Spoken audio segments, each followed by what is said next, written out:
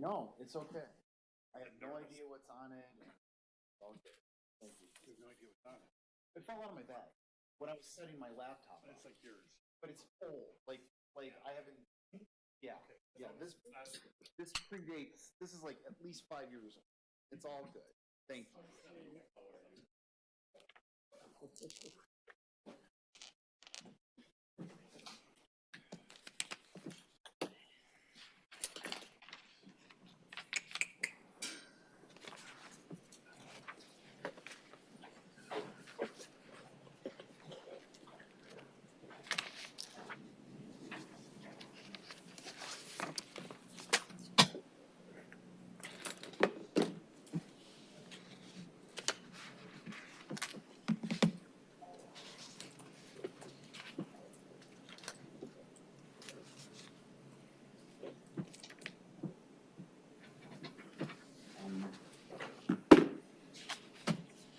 Ms. Chair, I have an email. You're ready to go. They're ready to go when you are.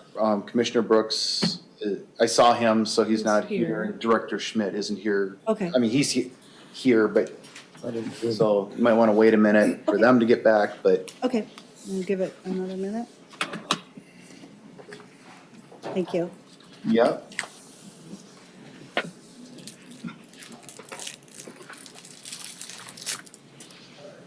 Who is volunteer Commissioner Brooks for?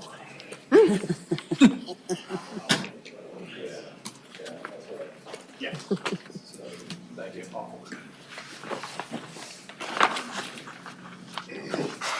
As if I'm here. Okay, I'm going to call to order the November 17th, 2025 meeting of the Meridian Township Planning Commission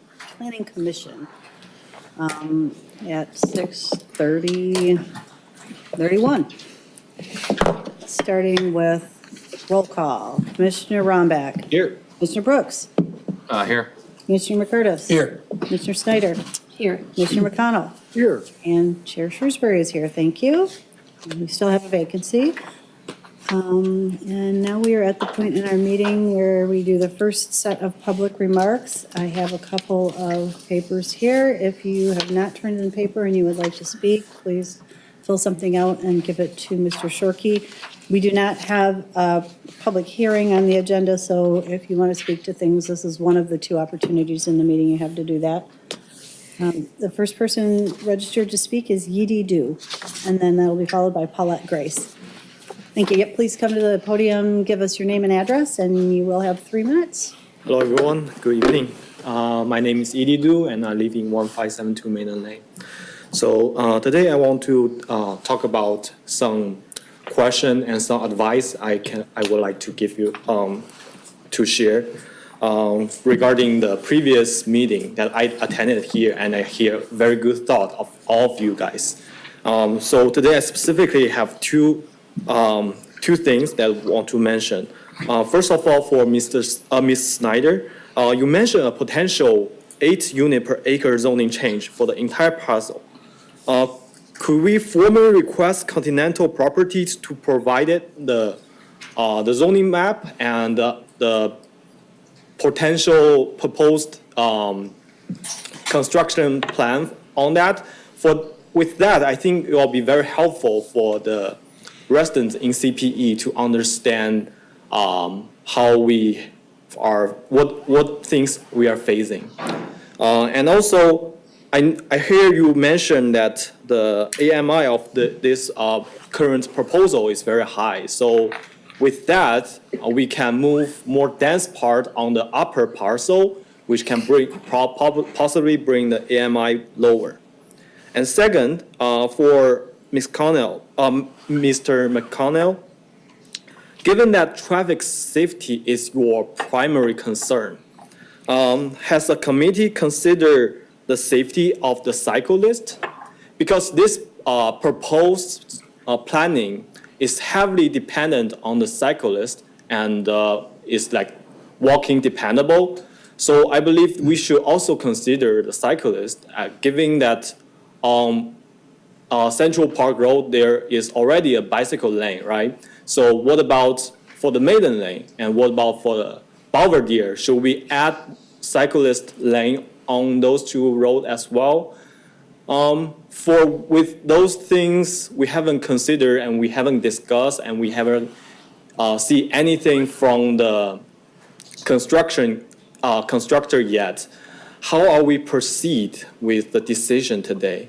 So I urge you guys to continue to listen for the feedbacks of the residents and also the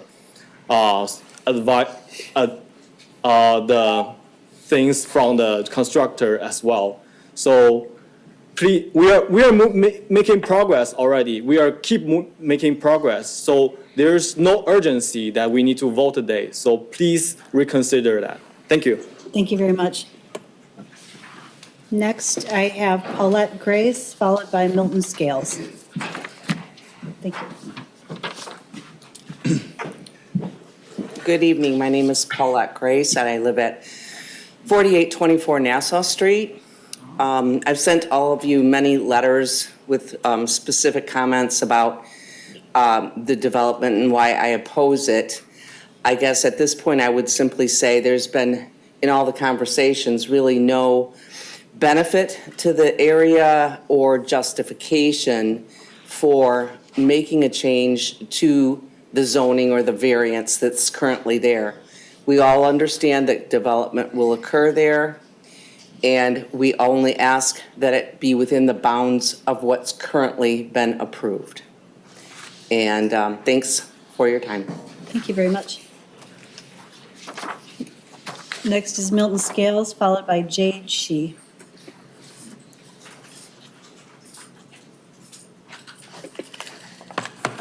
Good evening.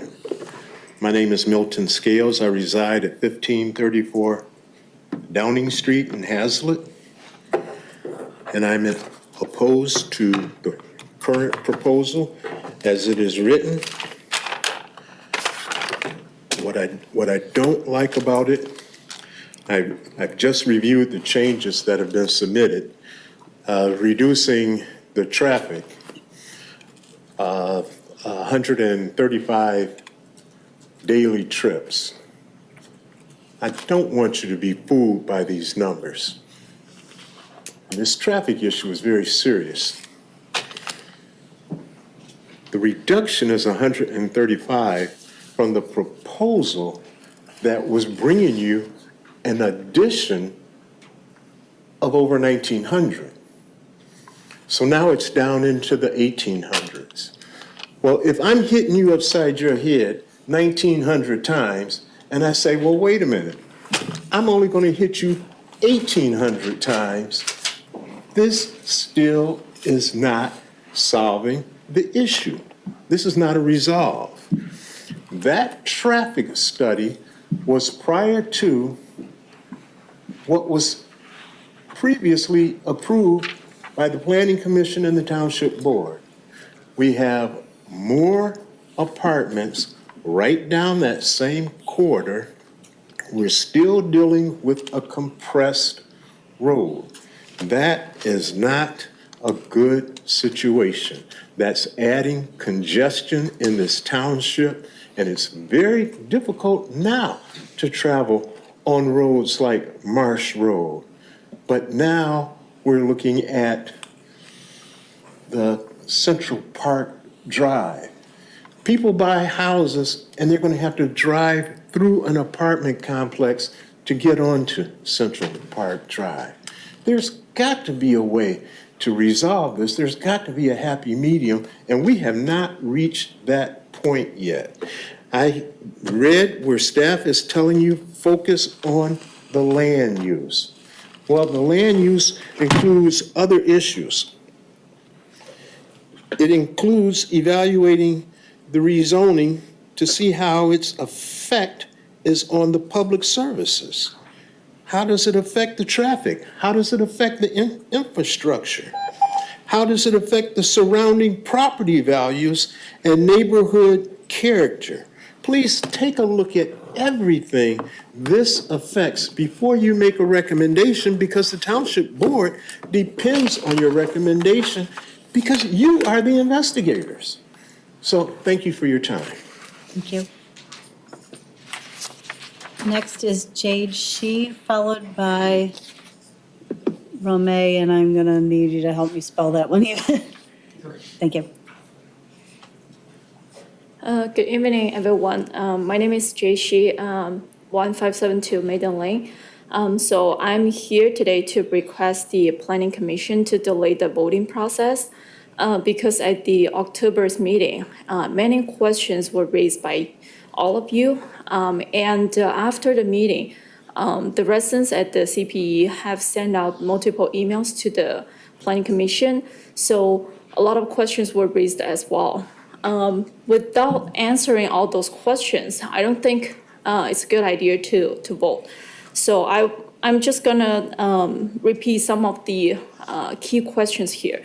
So the first one is, how does the proposed rezoning align with the township's original land use vision and community priorities? And what is the rationale for considering a project with reduced roadway capacity but increase the residential density? And the next question is, why is the Planning Commission accelerating this process despite so many questions are not answered? And also, how can the Planning Commission ensure its recommendation is fully informed before reaching the Township Board? And lastly, why were public comments and questions from the October 13th meeting not included in the official meeting minutes? Is there a requirement? And also, in our emails, we have requested the written responses by the Planning Commission, but we haven't heard anything yet from the Planning Commission. So just to emphasize, residents are not against the development in the township, in Okemos, but we just oppose the rezoning request because it doesn't align with the township's master plan, and also it doesn't justify for the rationale. So there are a lot of questions that are unanswered, and more investigation and discussions should be facilitated in that sense. So I respectfully request that the Planning Commission not proceed with the vote at today's meeting. The most important thing here is to find out the answers for all those questions and to say what would be the possible options and what would be the next steps. Thank you. Thank you. Next is Ramey.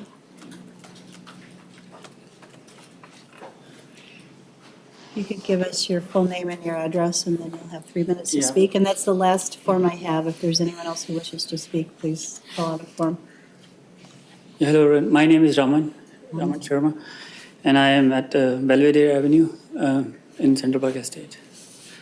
So I sent an email with where there was a comparison of master plan and the proposed plan from the developer, and there was in that email I had pointed out that there are many conflicts with the master plan. It's not meeting the requirements of the master plan. That's one thing. And I have this paper I would like to submit again because I did not get an email reply for my response. So who should I give it to? You can give it to me. Okay, thank you. And also, there was a second attachment in the email which I sent, which had analysis of various aspects of the project, which includes traffic volume and stormwater and drainage and infrastructure and other things. I have that also with me. Since I did not get the reply for that, I would like to submit this also as a document for records. And the most important thing is that when we purchase the lots, with certain zoning. And any organization who is selling something anywhere, once the customer pays the price for something, they cannot change the product afterwards. If I go pay the price for an Audi and they come back and say that we'll keep your money, but we'll give you a regular car, not a luxury car, that doesn't work. You pay for certain thing and you get that thing. So what we paid was for the zoning which we have right now, which is commercial as well as residential zoning, which is not RC, which is regular residential zoning. So we would like the planning commission to keep it that way and decline the request for rezoning, because rezoning, first of all, doesn't align with the master plan. And also, this is what we paid for, and this is what we should get. We should not be short. I don't know. We should not be given something which we didn't pay for. So that's all. Thank you. Thank you. Next, I have Vince to Monica.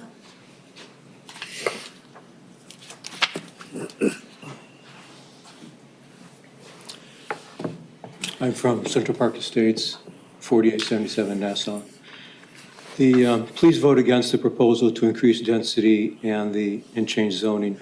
The proposal for Authentic Okemos apartment development contains flaws and unsupported claims that should remove it from consideration or at least require further study in compliance with the township goals and master plan, as well as a plan that the current residents of Okemos as a whole can support. The plan does not align with the township standards and goals. It does not benefit the current residents of Okemos or the shoppers who visit here from elsewhere. The congestion in the roads is the major problem. The master plan calls for reducing congestion in the roads and improving pedestrian safety.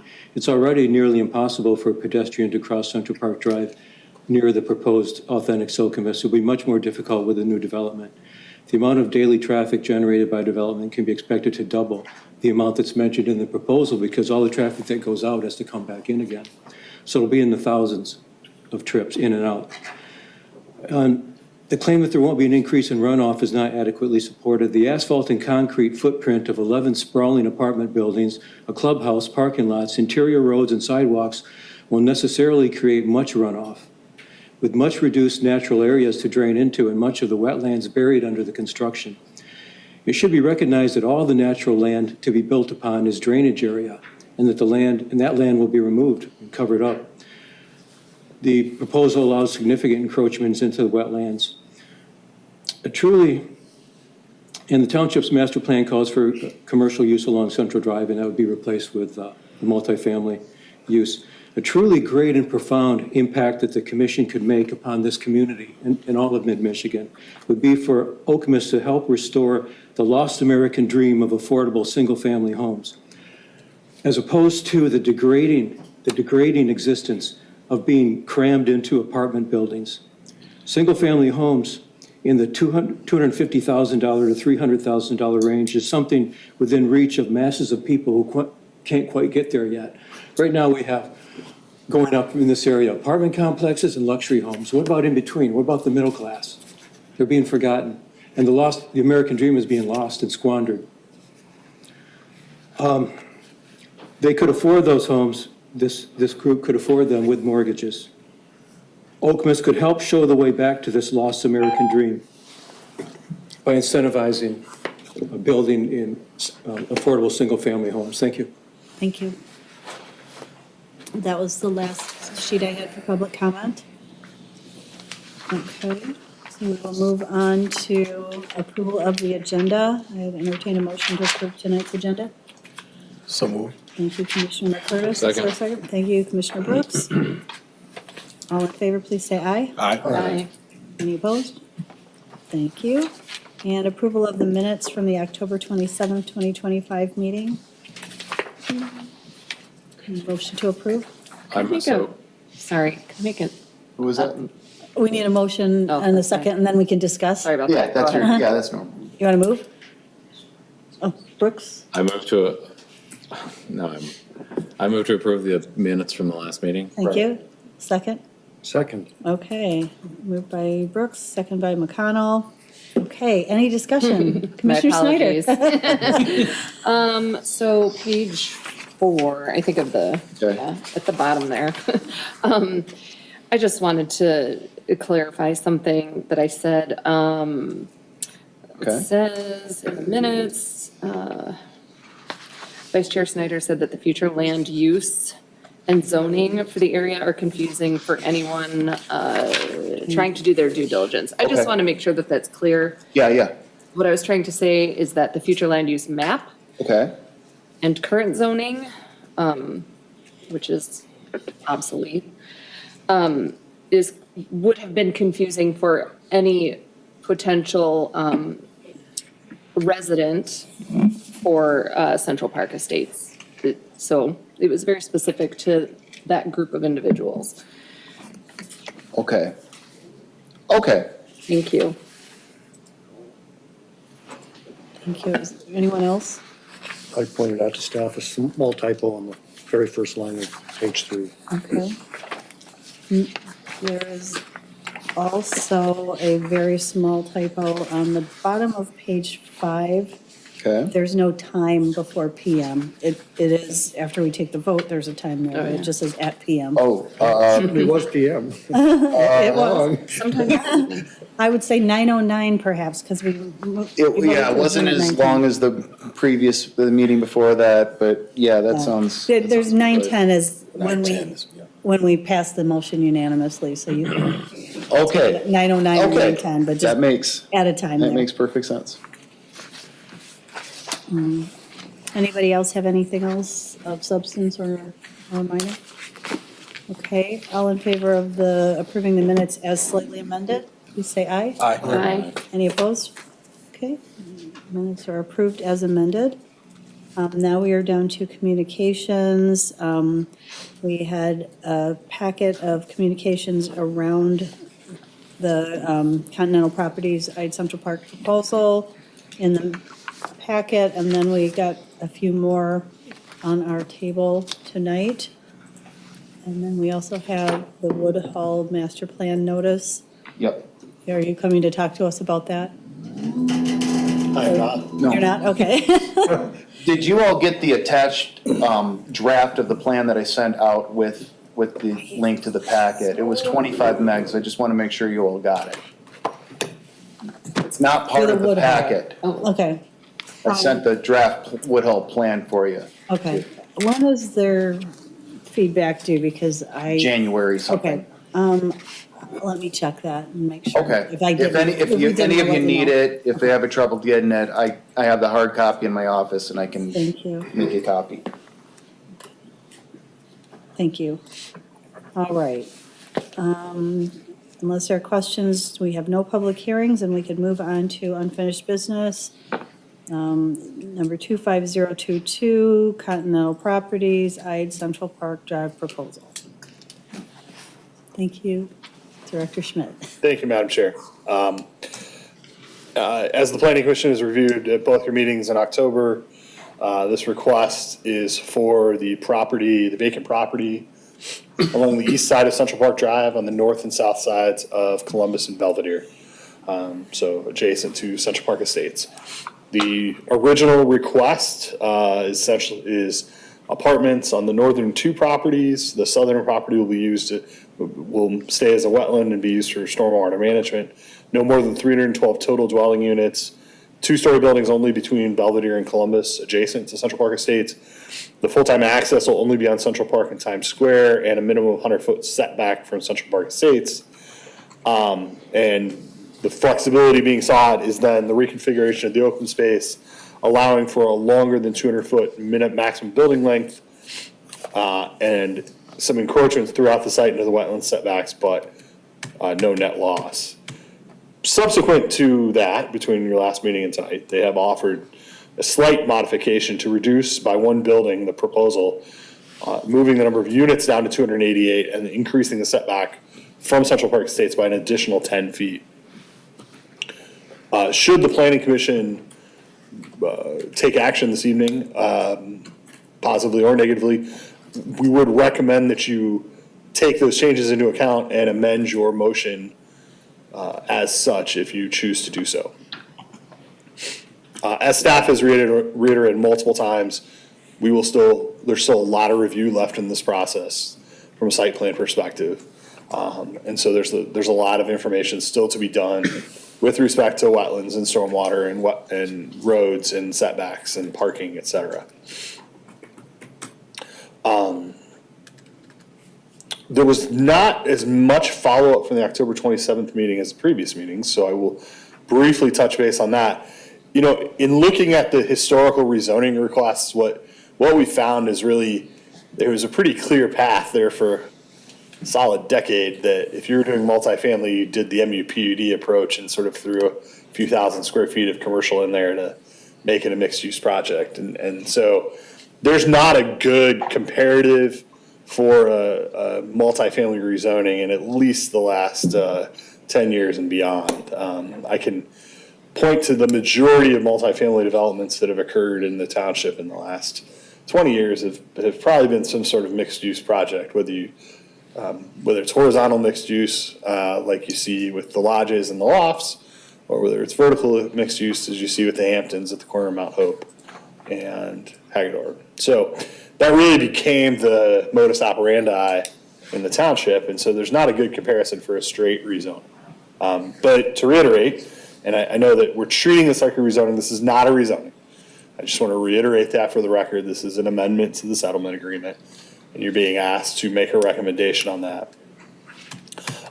Long-term pathway maintenance, ultimately this will become part of our pathway master plan. The more that we can have constructed in this way, the cheaper it is and allows us to maintain it in the long run. And so they will pay into the they will pay the pathway millage, and it will be maintained as part of the pathway master, or the pathway millage process that happens every year. There was a question about what the RD zoning would look like across the whole site. So we've provided you sort of with the analysis we did before, trying to discuss the density over the 3 parcels. Then we took that same math and did it for the RD. So the current theoretical maximum density is 412 dwelling units if it gets rezoned to RC. Again, developer is only proposing 288 at this point. Taking that math one step further to respond to the question from the last meeting, if it all just gets rezoned to RD, your 235 is your theoretical max. And then just for fun, we decided to go ahead and take it one step further and do the math. If only the CS was rezoned to RD, so you'd have the higher density multifamily in the front, the existing multifamily to the rear, and then Central Park Estates, that gets you to 342 dwelling units, making the assumption that the wetlands are evenly distributed across the sites, because candidly, that's the only way I could do the math right now. We'd have to get into a whole lot more detail if that's the path that someone wanted to go down, but certainly we're just providing that at this point for comparative sake. And then just to reiterate the charge from the board, I want to reiterate this as you potentially make a decision. The request is for the planning commission to provide a recommendation as to whether or not the court orders governing the zoning permitted uses and development of the 3 parcels shall be amended to replace the current zoning with a new classification. And so, as we've stated all along, this is a pure land use question. What land use and what conditions would be appropriate for the site? We have updated our recommendations for approval to include a couple of additional conditions that were discussed at the last meeting. First and foremost, limiting the parking to a maximum 1.75 dwelling units per acre. It's a relatively simple change. It actually is a step further than our recent ordinance amendment, which is interesting to staff. But the developer has no concerns with that, and we think that's a pretty solid condition as well. Focusing on the preservation of natural areas, requesting a detailed grading plan with a focus on limiting the grading activities along the eastern boundary. Obviously trying to maintain as much of that natural buffer as possible that hasn't already been removed by some of the residents along that property line. And then all the lighting on the site meeting our standards, and just specifying that no visible light sources there shall be no visible light sources along the eastern property lines. Just to further hammer home that point. Don't anticipate that being a problem in this case, but wanted to make it crystal clear as we move forward. And so that's where we're at from staff's perspective this evening. We're happy to answer your questions, and I know the developer is here and has a presentation as well to follow up on some of the items that Planning Commission had at their last meeting. To fellow commissioners, I would like to hear the developer presentation before we discuss whether we're ready to make a motion in support or opposed to, and then followed up by discussion, if that's okay with everyone. Sometimes we do some questions of staff. Oh, yeah, please. I'm sorry. Yes, absolutely. Thank you for that overview, Director Schmidt. Of the many public comments we've heard, the one that is, in my mind, most germane is the issue of whether the proposal comports with the master plan. And you've explained in the past that we chose not to make a change on that property because of the status of the land. And I wanted to give you a chance to just remind us of that issue. Yeah, I mean, I think staff's perspective remains the same. This property realistically hasn't been reviewed in the master plan update process since the consent judgment was put into place. Typically with lawsuits, planners take a soft hand on making any changes associated with them. I mean, even in this case, when we repealed the CS zoning because we wanted to change the way we do commercial zoning in the township, there is actually an amendment to this consent judgment that says you cannot repeal the CS zoning for this property. It still is in place. And so, you know, it tends to be a situation from a planning perspective, if you make any change that affects a potential lawsuit, it does tend to be an issue. And so from our perspective, there was no question at any point that we were not going to update this property. And to be clear, you know, it's already not in compliance with the future land use map because a portion of it's zoned multifamily. And the future land use map is all commercial all the time along Central Park Drive. And so had it come up, we would have advised against it because of the lawsuit. And we continue to say, although it is a piece of the discussion, it is certainly not the end all be all in this case because there has not been a substantial review of it since the since the settlement agreement was put in place. Thank you. Would you, in that case, it feels a little bit like we're trying to do a counterfactual and say, if we were at a point now in revising the master plan and this proposal was on the table, would it have appealed to us as comporting with what we're trying to achieve overall in the master plan? Is that? I mean, I think it's a fair question, and that's I think the part of the crux of the argument when you're looking at the pieces of the master plan, right? I think anyone can look at our plan and find aspirational pieces that they think this meets and aspirational pieces that it doesn't meet, right? And I think that's the case with any plan. No, I've never had a project that meets everything, right? From a land use perspective, I guess my thought is, given what we've seen in commercial properties in the township, especially mixed-use commercial, would we really have stuck to envisioning so much commercial in that area, given that there's so much vacancy and an empty mall nearby? And it's an excellent question. I mean, that question, I think, is going to be one of the main questions you discuss in your next master plan update when we sort of have seen the fallout from COVID. We understand more what the mall is facing going forward. You know, what does commercial look like in a community that focused on commercial for many years? two more quick ones if I could. Sure. Can we Is put- there anyone else dying to get in? It's your first bite at the apple before someone gets in. Can we or should we put dumpsters in the conditions? And the second is, I'll be interested to hear from the applicants whether any thought was ever given to any sort of commercial on the site, like So- a convenience store. I will defer to the applicant or the owner, who is also here, on the commercial question.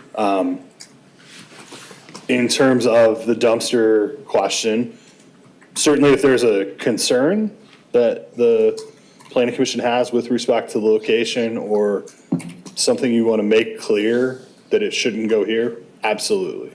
Well within your rights to make that comment at this point, to help guide the discussion at the board level. Thank you, Madam Chair. Thank you. Commissioner Rombeck. Just a quick one, because this is where I keep getting stuck, and I do appreciate Director Schmidt, all the work you put in. I know because I was the one that asked the question about what have the prior rezonings looked like, and, are we being consistent or inconsistent? I have some different thoughts at the moment on that, but, when I look at the charge from the board, long story short, should this be amended to replace the current zoning with a new classification? We could just answer yes. You certainly could. I would strongly encourage you to put conditions and reasons on the record, but by no means are you required to do that. Correct. I mean, that to me, thinking, you've talked about the lawyers on a couple of occasions. If we strictly follow the letter of the board charge, should it be rezoned? Yes. And then, of course, it does beg the question, and then what, right? And then what we get to is how do we answer that question? Because I find, and I'm sure we'll have to put it out there later, I find clash with the master plan, but I find clash both ways. And I hear comments on, well, no master plan is perfect, and no plan is ever perfect, but how do you make the conscious decision to vary from it or not? So most of these are rhetorical, and I grant that, but that's kind of what I'm coming back to, because I think I made a comment that we're somewhat of a limited purpose board here, or a limited purpose commission. Simply answering the question, should it be reclassified with a new classification? I don't think there's a debate. But then how do you, I'm having a struggle getting to then determining what it is. So most of that I grant is rhetorical, but yeah. I would simply add that if you go back and were to look at the meeting, staff's original recommended motion was not, should be amended to replace the current zoning with a new classification. It was, should be amended to replace the current zoning with the RC classification. The board, because recognizing some of that sort of rhetorical discussion was going to come up, we were trying to, I think from a staff's perspective, focus a little bit. Yeah. The board then, and rightfully so, offered you a broader stroke to get into some of those. Shame on them. To get into some of those rhetorical areas. Yeah. Appreciate it. Thank you, Director Schmidt. Absolutely.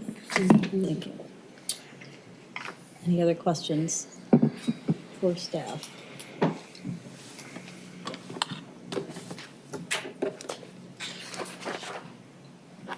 Okay, seeing none, you said the applicant does have a presentation to share? Yeah, and I will defer to them. Thank you. If you'd introduce yourself and then.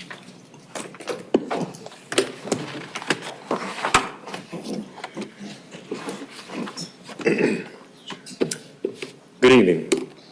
My name is Stephen Dorn. I'm a development director at Continental Properties. My address is 134 West 134 North 8675 Executive Parkway in Menominee Falls, Wisconsin. Unfortunately, Brett Mazzetti was unable to attend tonight's meeting. However, I'm here to present a brief summary of some of the changes we are proposing to the Authentics Okemos community, based on the feedback we heard at the October 27th Planning Commission meeting. Just a quick reminder of the existing uses allowed on the subject property per the current settlement agreement. The site split zone with about 18.3 acres of land classified as commercial use, or CS, that's depicted in blue, and about 12.38 acres of land classified as residential use, RD, is depicted in green. As noted previously, CS allows for more high-intense commercial uses, and the RD district allows for multifamily up to 8 units per acre.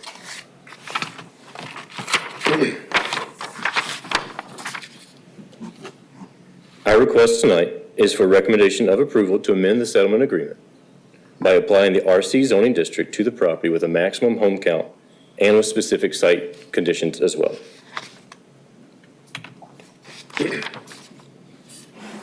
As Director Schmidt mentioned, we do have a few adjustments we are proposing in response to the feedback at the October Planning Commission.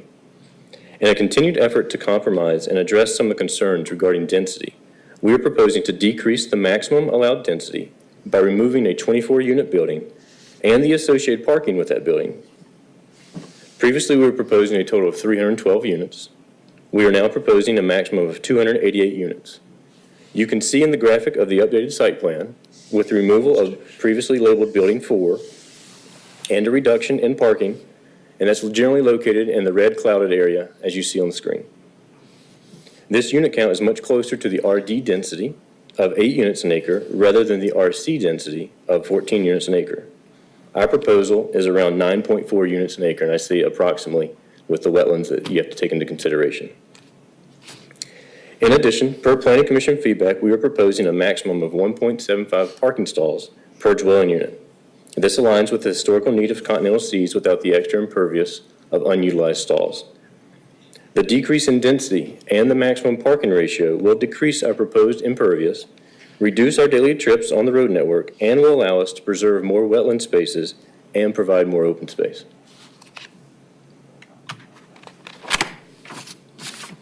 Also, we are proposing to increase the setback adjacent to the existing Central Park Estates by additional 10 feet for a total of 110 feet.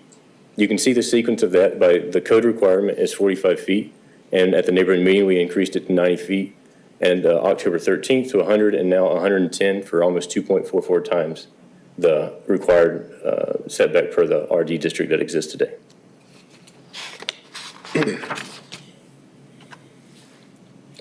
In addition, I want to provide present the updated section that was previously shared, just highlighting that 110-foot setback versus the 45 feet. The top section is the section that's the per code ordinance of 45-foot building setback. And then the bottom section is at a 110-foot building setback. And you can see our closest proposed building to the closest existing single-family home is just over 150 feet.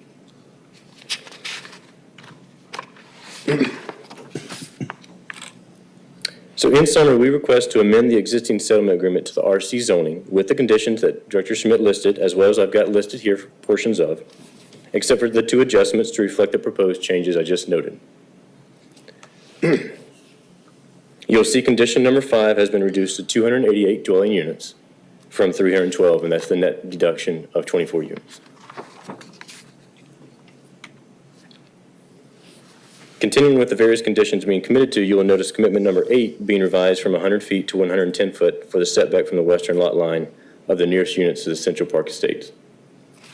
Based on these commitments and the continued effort to compromise based on the feedback we received from the neighbors, from staff, and from Planning Commission, we request your approval of the Planning Commission. I thank you for your time and consideration this evening. I'd be happy to answer any questions. I'm also here with my colleagues and the owner and some of the design team. I think Commissioner McConnell, to answer your question, you had asked, I'm sorry. You had asked, had we considered commercial on the property? We are just strictly a multifamily developer, and so that's not necessarily something that would be in our line of development. I thought you were going to talk about dumpsters. I'm sorry. And I see it's now compact. Yes, we typically have a compactor on site as well as a recycle bin. I will say we are reflecting that. That's kind of a concept. I think, as Director Smith noted, we're still got to go through staff review, county review with the drain office, county review with the road office, and certainly that could shape-shift a little bit. No, I think the spot where it's at right now looks ideal to me. It's well shielded, it's central, it's accessible, and yeah. And as far as for the other side of the complex in green, you don't have that proximity to the single-family homes as much to worry about. So, yes, sir. Thank you. I have a question about building 4. It looks like, oh, I'm so sorry. Go ahead. I apologize. That's okay. Please go ahead. I apologize. Thank you. Building 4, its original placement was directly over, it looks like it was directly over wetland B. Yes, ma'am. Are there any other buildings currently that are planned in a wetland? Yeah, good question. So building 5, if you can look, let's see if this mouse, yeah. Can you see the cursor on your end too? Yep. Okay. So wetland B extends, you can see the line right here, and wetland B extends right here. And so it clips the corner of building 5. However, we're looking at that right now to see if we can avoid that altogether. Right now, the avoidance, that building 5 clips about 1,500 square feet, which is 0.5% of the wetlands on the property. Mm-hmm. So we're trying to just avoid them altogether if we can. So was building 4 ever a viable option there? It was, yes. It's not, there's extra hoops and requirements to go through, but it is technically an option, but it would require mitigation and for those aspects. Thank you. Commissioner Wabach? Thank you. Mr. Dorn, there was a presentation, I believe, by Mr. Mazzetti at some point. It said that the proposal maintained something like 96 or 90, I think it's 95%, yes, sir. 95%. So if we eliminate building 4, would that percentage of the wetland protection then, that would go up naturally, right? Yes, sir, it's like 99.5% based on our current concept, which we're trying to make it 100. Okay, I don't know who this would go to, but would you accept a condition that says that based on the 99.5, you will maintain the 99.5% of the wetland? Yeah, I think we consider probably 99%. Yeah. Yeah, there's some number in there, right? Yes, sir. I'm putting you on the line, on the spot for the math, but. Yeah, I think the only reason I'm hesitant is just with the utility design not being fully designed out. Sure. We just want to make sure we have to navigate to the existing forebays for the storm ponds.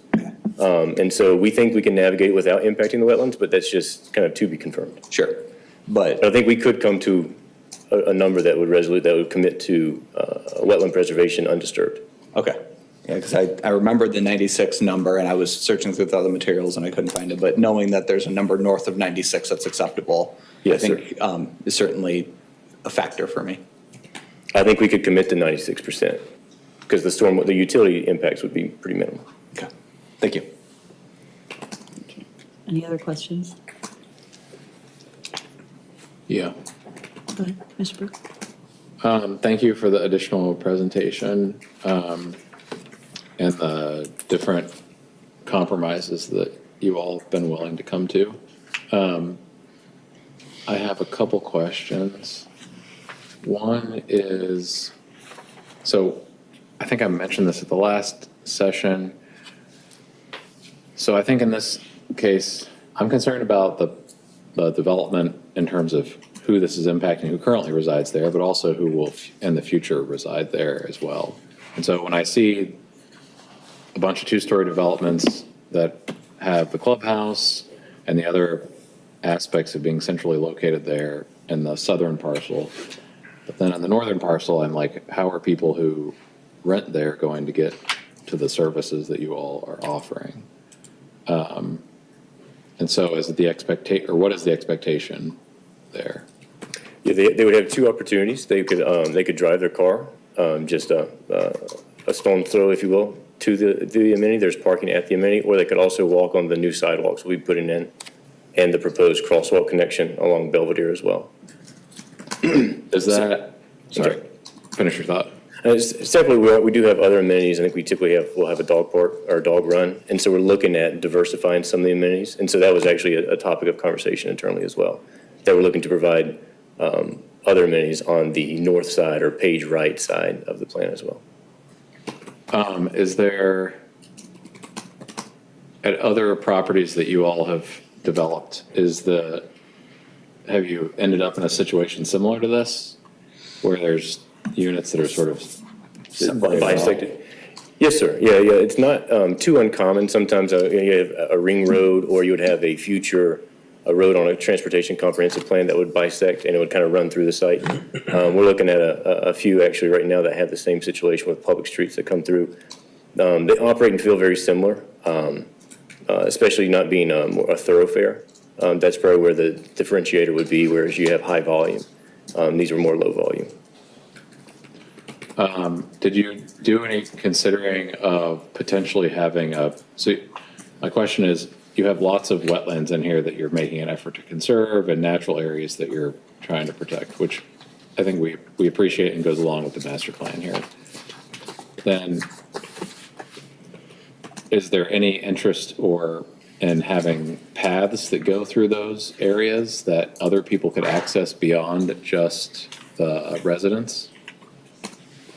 Like, let's say people from the neighborhood in Central Park wanted to walk to Walmart, and there was a path between the wetland and the storm basin or something.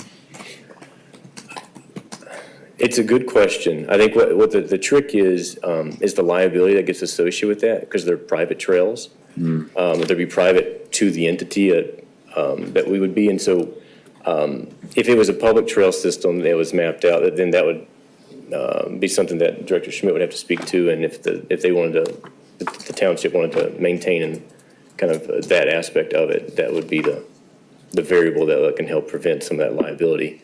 We're not against certainly interconnectivity with pedestrian connectivity. That's just some of the challenge with that can be. Yeah, that makes sense. I get the liability of having that in that space. The other question I had was about the 10 feet that was added to the voluntary setback. What was the impetus for that? We tried to just tighten it up. Basically, we're hearing just conversations of just concerns with those buildings from some of the residents of, can we remove those altogether? What can we do on that? And so we're just trying to increase that buffer as much as possible. Our goal is actually to, that's the minimum. Our goal is to do our best to push those buildings as far north as we can. I think it comes into, once we get into the site engineering, what that'll actually allow. But kind of tandem with the avoiding the impacts of the wetlands.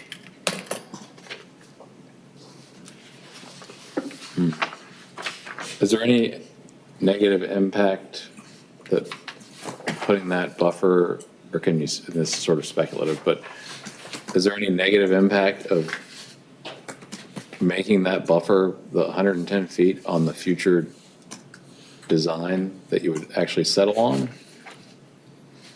We are committing that as the 110-foot building setback today. That will be a commitment, if that's what you're asking. Yeah. I don't know, I guess I'm asking because I'm in favor of some stipulation like this, but then I also don't want to have overly strenuous sort of barriers for flexibility. I understand. I can appreciate that. I think we are comfortable with that. But I can understand the concern, but we've looked at that enough, I think, that we feel comfortable that building setback, we can keep it 110 feet at a minimum away. As you can see, it's just that one pinch point. Yeah. And then as you progress to the south, page left, it actually even is further. So it's just that one pinch point, and I think we have some opportunity that we feel pretty good about that. But I can appreciate the concern. Okay. Yeah, I have one more. So then just to double confirm, so then the only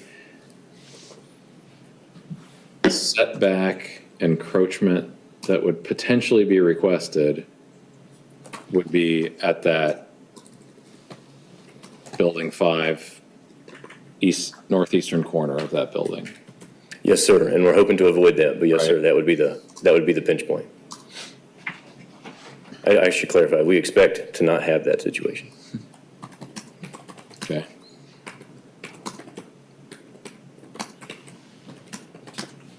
All right, thank you for now.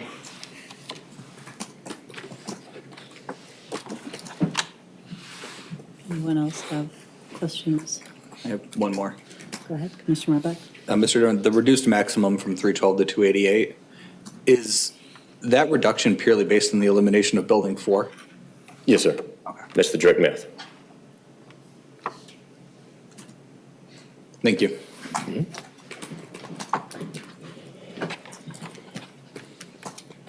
Anybody else have other questions for the applicant and/or for staff? Or for us in terms of process, next steps?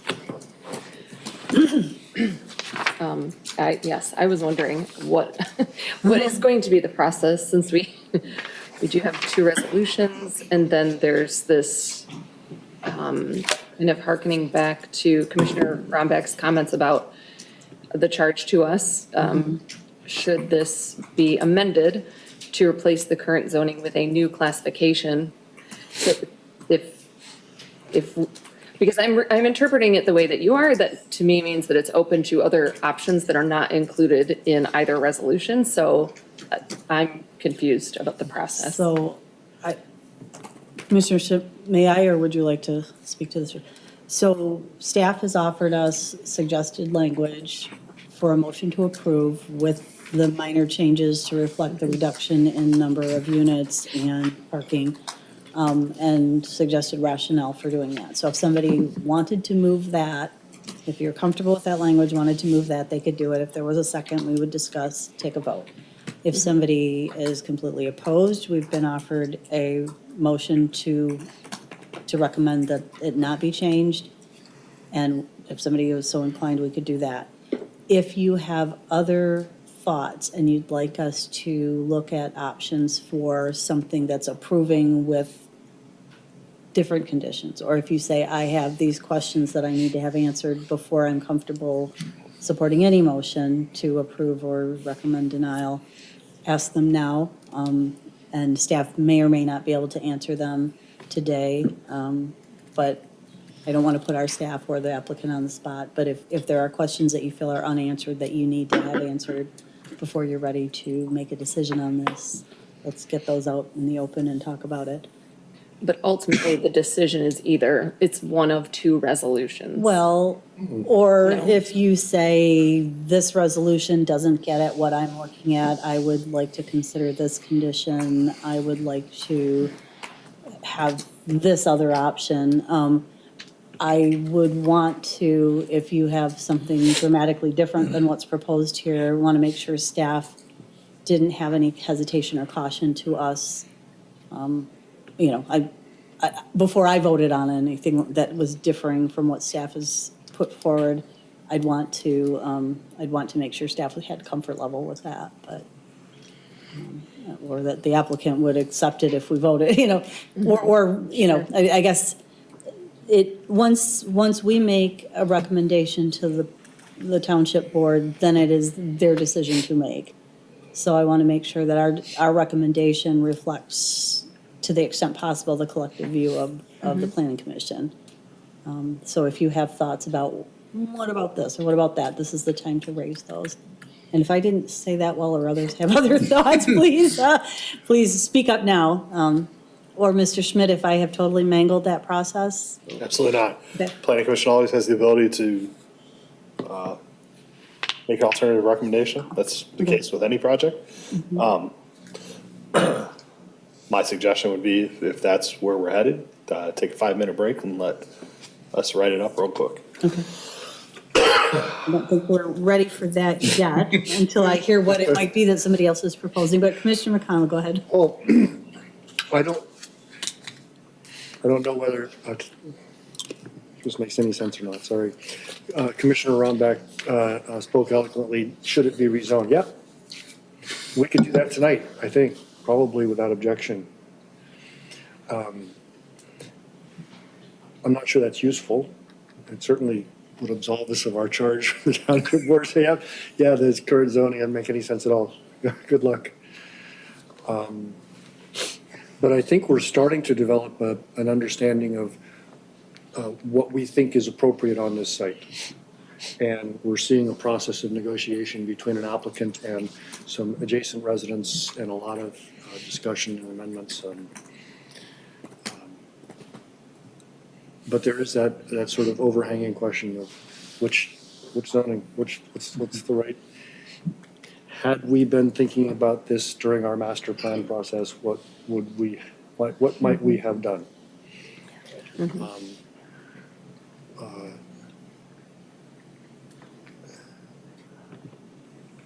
if the township board would like to instruct us to consider this parcels in the next revision of the master plan, then that could also be a direction one could go in.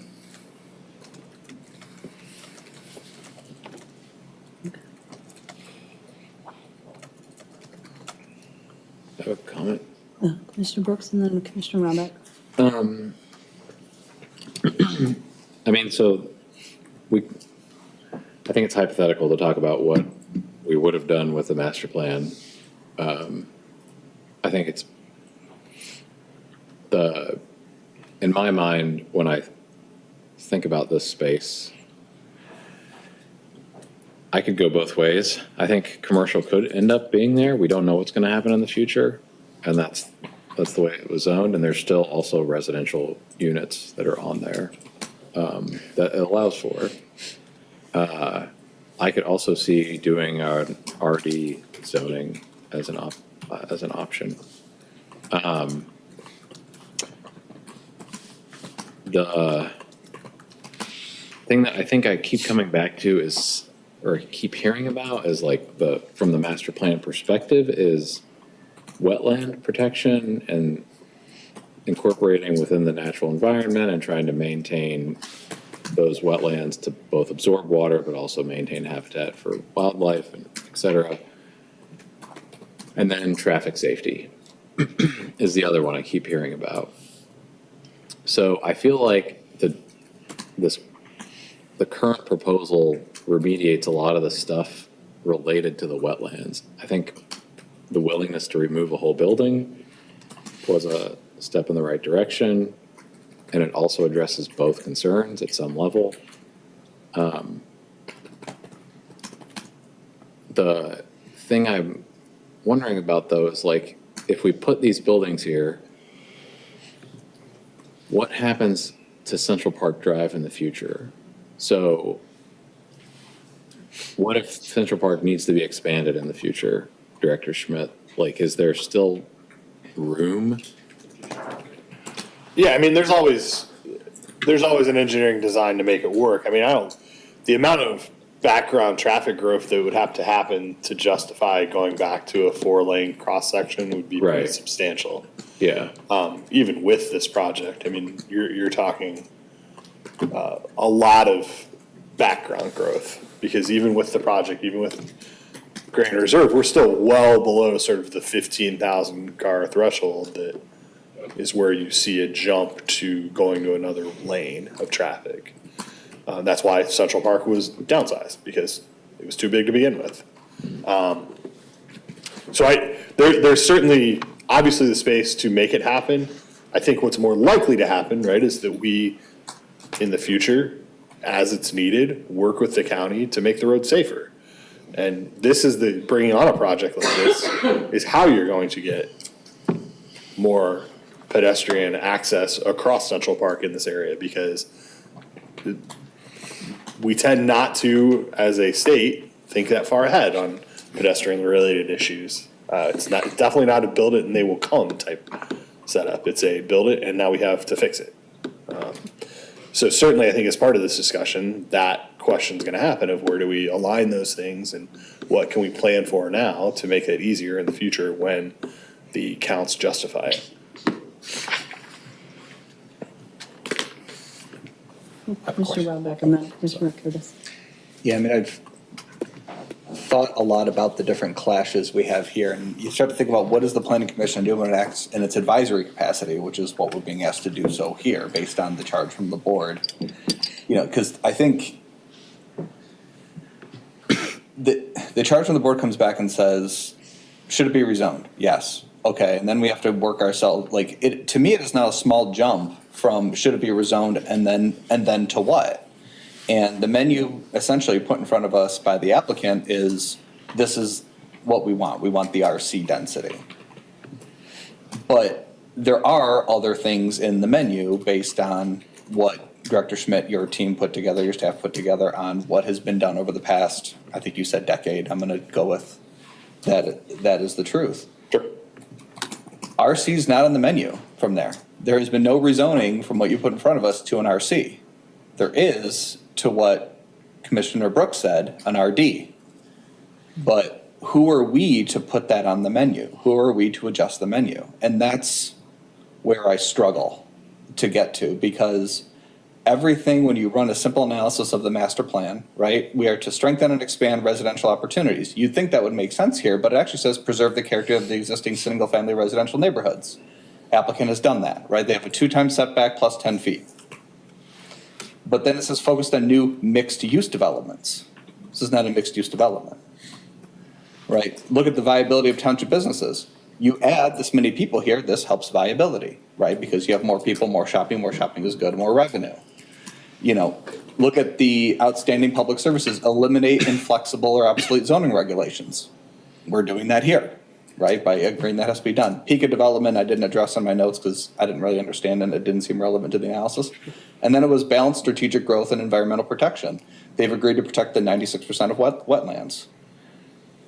So all this to say, there's clash at every single part of this analysis, and it's, you know, that, to me, that makes that jump from should it be rezoned? Yes. And then to what? That is a big jump. that's a Grand Canyon jump. That's not a little river jump, right? So that is where I'm struggling to get to.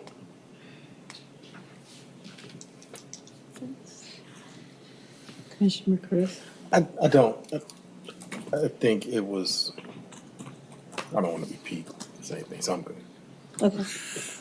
I have one sort of thought/observation, just as I'm looking at how the property is currently zoned. And I think about what could go there. And, you know, when you think about, I think one of you, and I can't remember who said we have to think about not just current residents, but future residents as well. And I think about the current residents and what would happen if there was robust commercial development across the parcels that are zoned commercial and no promise to preserve wetland, and no promise not to have roads that come off of Belvedere or Columbus as this development is. You know, so you could see increased traffic on the streets that actually lead into the neighborhood, both from that, and then by default, you'd almost have to for that portion that is zoned residential because it's so far back on the property that you would have to have some access from those side streets. And you would also just by default, by the size of those, not be able to have the luxury of having the 110-foot buffer that's been promised from this development. You would more likely see an encroachment into wetlands and mitigation into the front part of the property, you know, the western side of the property to mitigate wetlands that are on the eastern side. And housing that is, although maybe not as dense, much closer to and probably much more impactful to the residents. And I see this as, in my mind, a decent compromise because it does, I know it's not perfect, and I know if I lived in the neighborhood, you never want to see development, but I also think about like the properties that are close to my house, but the wetland separates us. We have like the Montessori school is in our backyard, and I can hear the kids play in the daytime, but there's trees in a wetland and I don't see them, and I don't feel like, because there's not a road that connects me to them, I don't feel like that's in my backyard in the same way that I feel like, it seems like given the way this is designed and the fact that most of the traffic is on Central Park Drive, not into the ingress and egress to the neighborhood, my mind says, and you guys can, I think that there could be some more discussion around density and things like that, but I feel like this is actually a solution that solves more problems that might be there were it developed the way it is zoned currently. And so to me, that says when the township board asks me the question, should it be rezoned? I say probably. And should it be rezoned to this? I say maybe.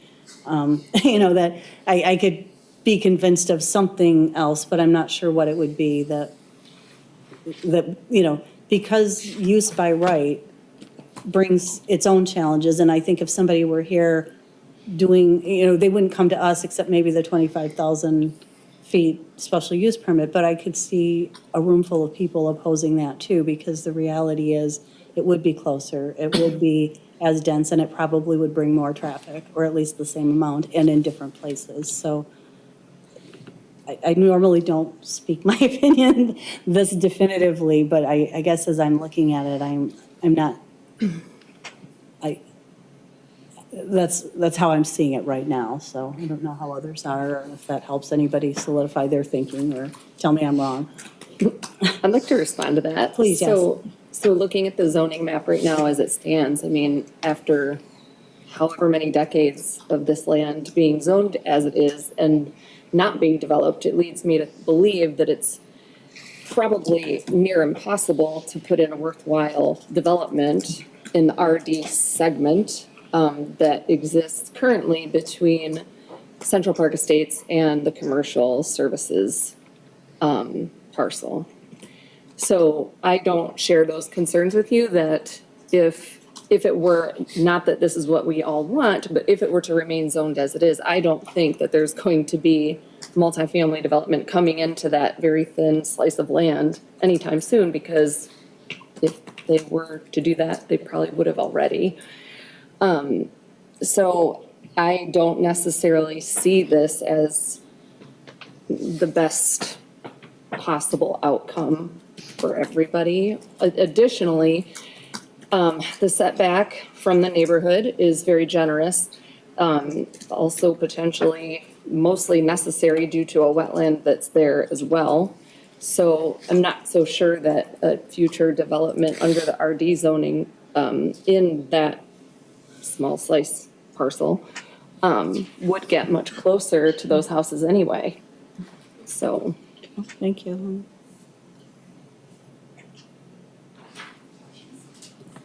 I have a question. Commissioner Rombach, you mentioned big jump earlier. Did you mean from RD 8 units per acre to RC 14 units per acre? Is that what you're referring to? No, I'm referring to the jump from should this be rezoned and then to what? My question is not necessarily about the development itself. My question is about if we exceed or if we are within our written authority, granted what Director Schmidt said about, what, the staff believes, right? But like the jump to imparting our judgment on anything that's not in front of us, because the applicant's request is rezone, yes, and then rezone to RC versus, in a normal situation, we don't have those options, right? In this situation, we could theoretically say, I don't know, make up a completely ridiculous one. We could make up a new zoning, I guess, theoretically, or do something way off the charts. But, to me, that's the jump from should this be rezoned, answer that question, and then how do we get to answering, is it even necessary to get to and to what? Should we rezone to? That make sense? Yeah.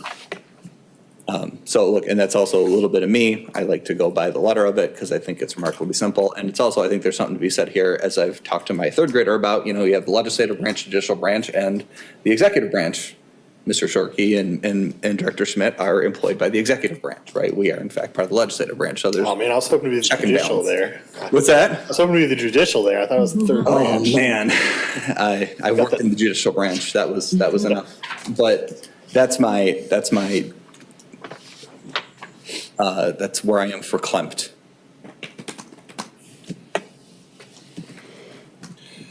And I would just reiterate, you're not wrong.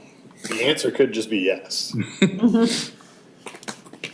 On behalf of the township board, I will say. We'll send it back. They would really appreciate you giving them some more direction. But would they send it back?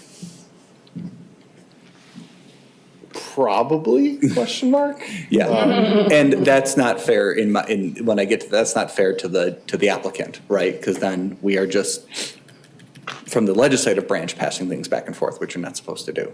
Right, so. Sorry. Go ahead. I know that it's hard to retroactively make a decision about I was here for the master plan revision and implementation, but just looking at the current zoning, to me, it would have been a discussion about, do we change the CS zoning to just one of the currently existing commercial zoning categories? Or do we look to change that to the RD zoning? Just purely looking at the current zoning and kind of what's in the area, and completely just taking out of the equation the development.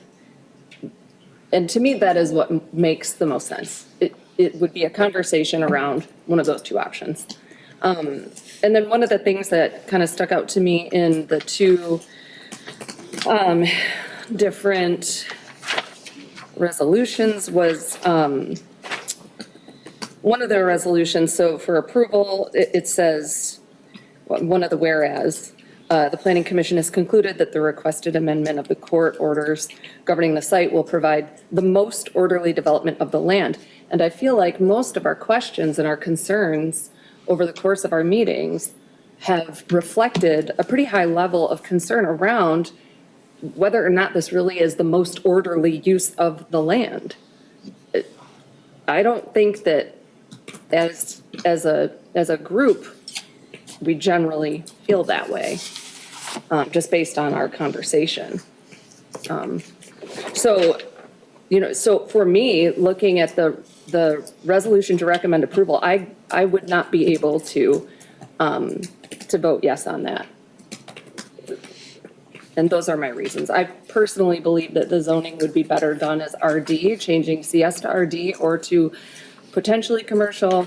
And one of the reasons being, I just don't see this as the most orderly use of the land. I have other reasons too, but I'll limit it to that for now. So I see we have three options. It does not sound like anybody is raring to make a motion to support this at this point as proposed or as put before us. I also don't hear anybody recommending deny. So then in order to, and I know I am not trying to keep this moving to keep it moving just for the sake of moving, but I also want to be respectful of the neighbors and the applicant and staff and the township board, that unless we can say these are the things that we want to know to help us be informed to make a decision, I don't think we're doing anybody any favors to keep it here sort of churning. I'm not trying to move it forward to, we've been asked to do something, and we should either recommend approval under X conditions, or we should recommend not approval for X reasons.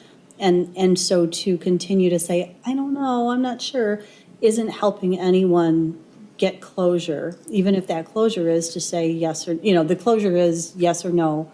Ultimately, it's the board's decision. I think we've been asked to give our thoughts, and our thoughts need to be something. So I am not trying to push this if people are not ready to do one of the two things there, but I do ask that if everybody is equally not ready to make a motion, that we be very specific in what it is that we want to do next, so that staff can have time to get us answers, the applicant can consider things that we might want to know or see if they'd be willing to do. I'm sorry, soliloquy. Go ahead, Commissioner Curtis. Nope, it's perfectly fine. I am actually, I am leaning way more toward denial.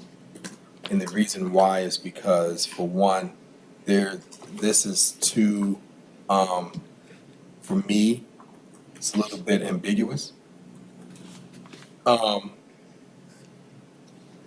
As I said before, the road where you have to leave the single-family homes and drive into the apartment complex, then out onto Times Square, that's clunky. Central Park Drive is already, Director Schmidt talked about how it was big already, before. And so it has been, I guess, condensed, It's 3 lanes now. So I get it, we might not have to expand it, but it seems to me, and I know, we're not the traffic control, they do all that, but it seems to me it would create a lot of backup. I think it leans, or the way that this is set up now, it is not in the plan of our or not in the design of our mixed-use plan, or I got the words wrong. Master plan. Master plan. And I know we can't predict the future, but when you put this amount of apartments, and I'm glad they took out the one building, but you put this amount of, apartments in here, units in here, and the density, I don't know if it creates the right kind of mix that it was intended. So I'm leaning toward denial, but again, it's not up to, we're not the ultimate sayers, it's the township board, but that's where I am.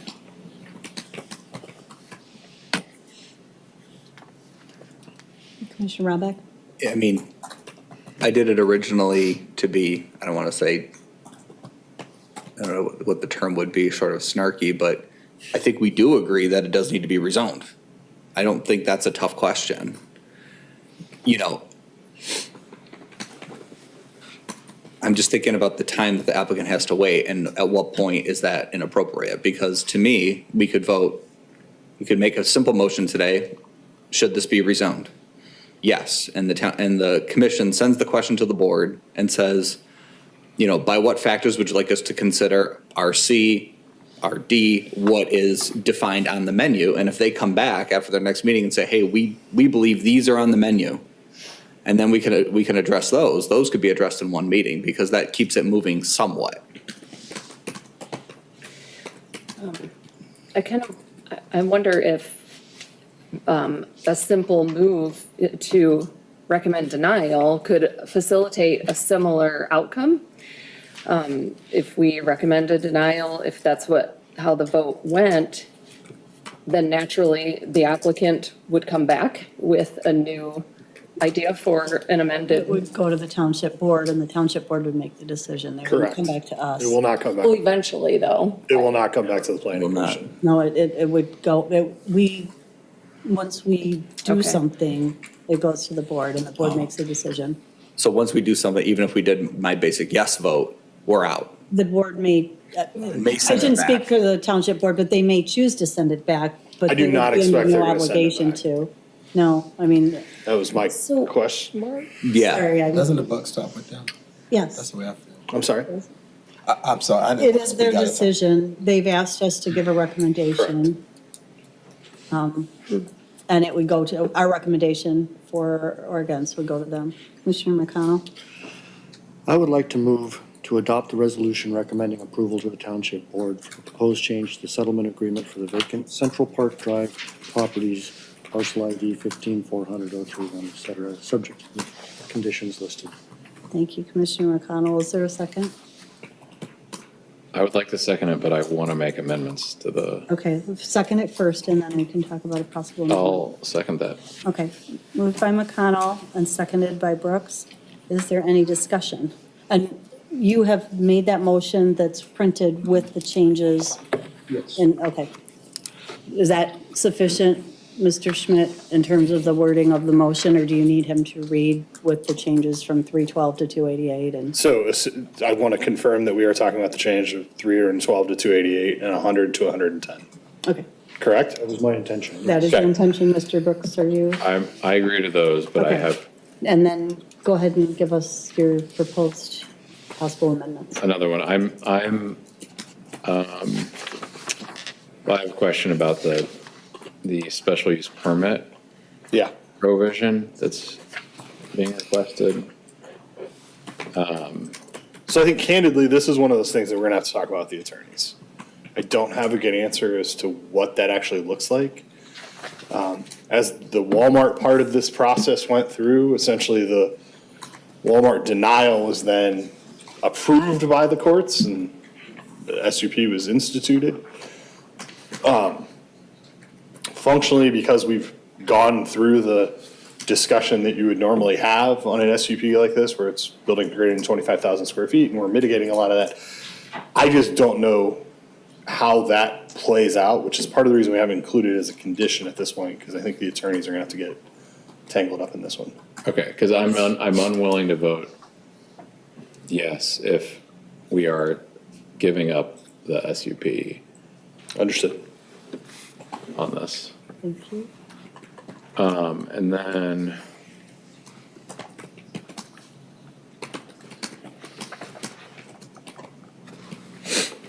that was the main one, actually. So then we have the 288 units baked in there. The removal of the SUP process is not part of the recommendation. and then the 110 feet rather than the 100 feet.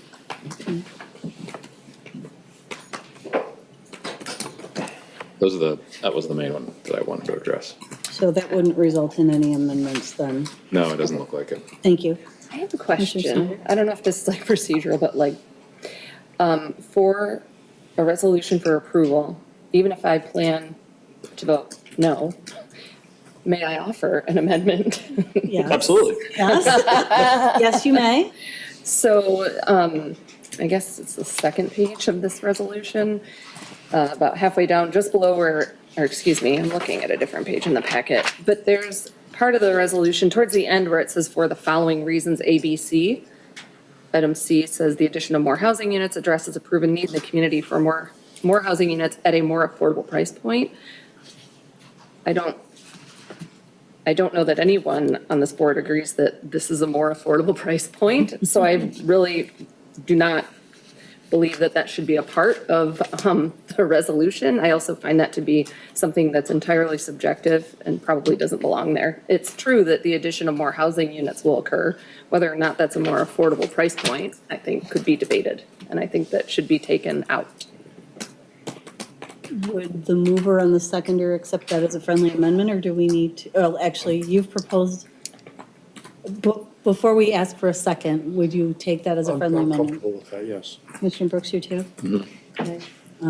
Is that going to be a deal breaker for anyone else? Otherwise, we can consider that as a friendly amendment to the motion. Okay. Thank you, Commissioner Snyder. Anything else? No. Commissioner Rombach? I would move to add condition 12 or maybe 13 after Commissioner Snyder's, which would be that 96% of the wetland is maintained pursuant to comments from Mr. Dorn and I think prior comments from Mr. Mazzetti. 96% or more. Okay. Again, friendly amendment? Commissioner McConnell, okay, so mover and seconder, accept that as a friendly amendment. Developer has indicated that they would be amenable to that. Any other discussion? I just have a request for staff for this. Because there's been so much conversation and discussion regarding this, and there's multiple packets here, I think it would be a service to our community to, I don't know how this would be consolidated, but if there could be like an FAQ on the questions and answers that we've gone through, that would be in the board packet. Yeah, let us talk to communications. Thank you. Is there any additional? I'm sorry, can I clarify? Just because I'm typing this out for future minutes, you said in the board packet. Yeah. Okay, thank you. To consolidate the various different pieces of information that we've all received. Yes, Not sure how it normally goes to the board, but I'm sure they would appreciate having it all. Yeah. As someone who's been on the board. And the thinking is this isn't just for the board, but I'm assuming that residents will also show up to this next session where I would say that they are welcome to voice their opinions because the board has the final say on this subject. Is there any additional discussion, or may I take the vote? I would only say that I know that several of us are not prepared to adopt this resolution at the moment, and I understand and respect that. I think we've given staff a fair amount of information about reservations that are still out there. And hopefully this will give the board the information that they need to move forward. All right, I will start the vote with the mover, Commissioner McConnell. Yes. Commissioner Brooks. Yes. Commissioner Rombach. No. Commissioner McCurtis. No. Commissioner Snyder. No. And the chair votes yes. So you have a tie, which doesn't help you. Message send to the board. So, What do we do now? so at this point, That would be the motion fails. yeah, and there's no realistic path forward at this point, given the conversation and the fact that we're short a board member. I think at this point, what we will do is we will take forward the split vote and lean further on to the FAQ that Commissioner Brooks mentioned. Unless there is an alternative vote that the planning commission can take at this point that would get a majority. I would propose we move to send messages, we would, I don't know, a motion to answer the simple board question of should the property be rezoned? You're making a motion? Yes. Okay, you are Commissioner Schmidt. I'm sorry, Director Schmidt. Let me just expand upon that. Yeah, Like, I think it's appropriate because we're sending a split up, right? So let's explain the split. The split, at least from my perspective, is the board charge was not necessarily as clear as it could have been, right? And to me, the simple question of should it be rezoned is obvious. Like, I would vote yes, that it should be rezoned. But to take that next step is just more than that to me under the circumstances. And I think that's a fair thing to send, that we do agree it should be rezoned. Maybe that tips the board to say, okay, specifically, the board will open these rezonings, or it may do this if they send it back. If not, they can just take it up for what it is. That is certainly, if that motion were to pass, that's certainly responding to the question, right? And I think that there's enough flavor in the color of the discussion that's occurred that will provide them with the analysis that they need. So Commissioner Rombeck, you had a motion. Can you state that again so we understand what it is that you're moving? Hold on one moment, at my notes.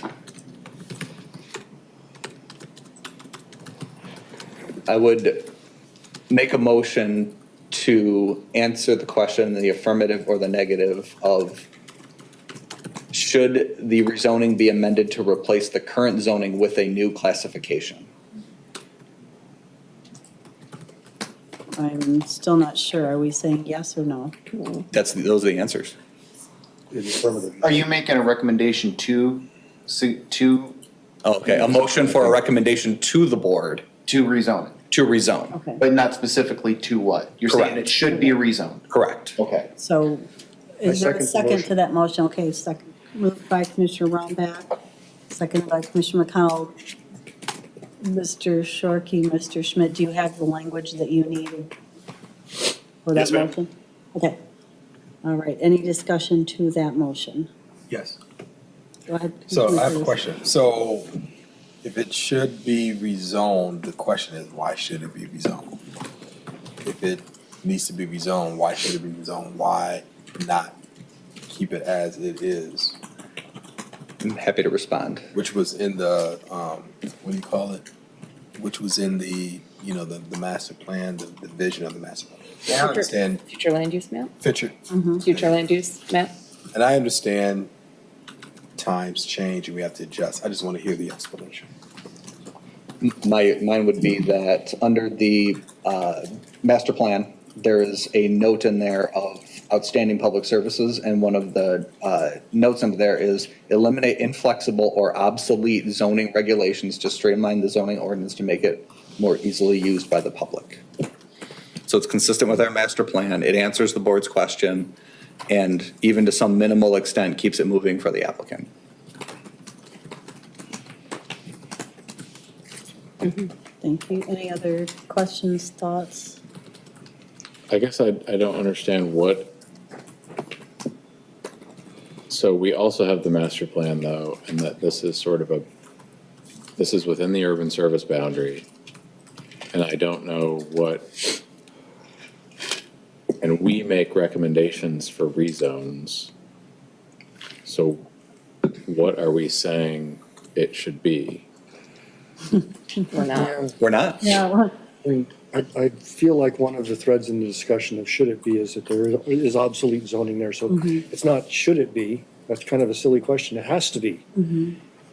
Can't develop the property with a zoning, right? It's kind of an impracticality. To that, I would add any sort of professional office that was on that.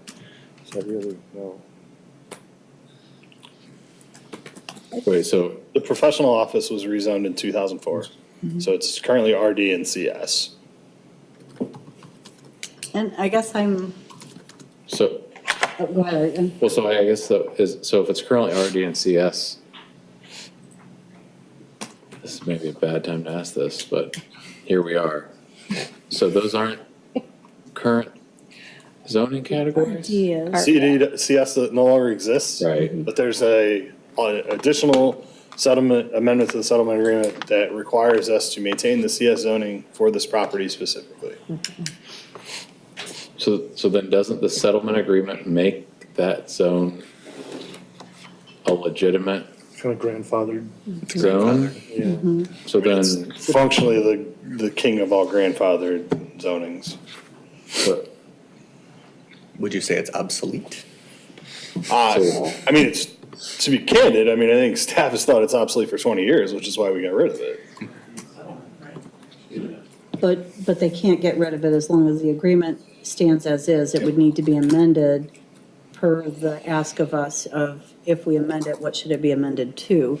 And I feel like, I feel like we're talking in circles. The reason that the master plan is not aligned to anything is because the master plan can't be updated as long as the settlement agreement in place requiring this zoning stays as it is. So we're in this, a little bit of a catch-22. They can never get a master plan that aligns to anything but what's there until there's a, so if this motion that you made to say, yes, it should be rezoned, helps shake this loose and others would be willing to support it, I will too. I feel like it's a little bit of not doing our due diligence, that we are the planning commission, we were asked to make a recommendation either for or against, and in our current composition with half of us in favor and half of us not, I don't know that we're going to get there. So this may be the next best thing, and this plus sort of the explanation of our discussion or a review of that is probably, I think, helping the board get to its place. You know, clearly the planning commission is not of one mind on this. And I think if this resolution will get us closer to getting this moving, again, not because I think it should be done or not done. I think the township board ultimately is the decider, and I think for the benefit of the people who are concerned about this development and the property owner and the potential developer, this gets this to a place where a decision can be made one way or another, and that's why I'm in favor of moving it forward. I would just say, Madam Chair, respectfully, I would say we have done our due diligence, and we've had 3 meetings, any level of testimony, or I would say testimony, or at least comments from the public, from the committee, like, we have done our due diligence. It's just, it's, you know, you have, I'm go back to my clash comment, you have a clash of the question brought to us by the board, a clash of how you run that analysis through our master plan analysis when we're acting in advisory capacity.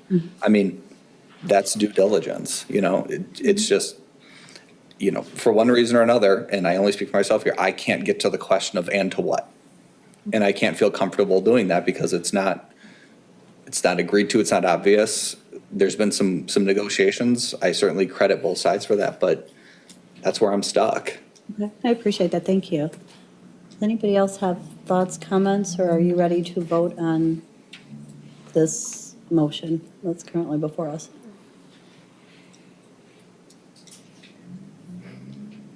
I can see what Commissioner Rombach is saying, and that this will hopefully move this thing forward.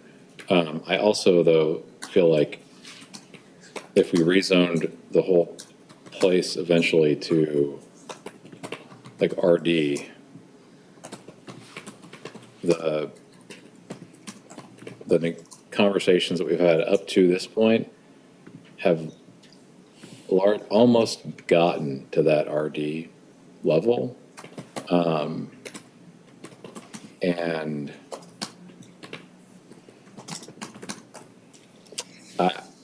in terms of like driving into different areas and having different things up against where you live, I don't know, is there, lots of people live in lots of different places in the township in which you're driving and then you hit something right out of your neighborhood. And this feels like a pretty good compromise to me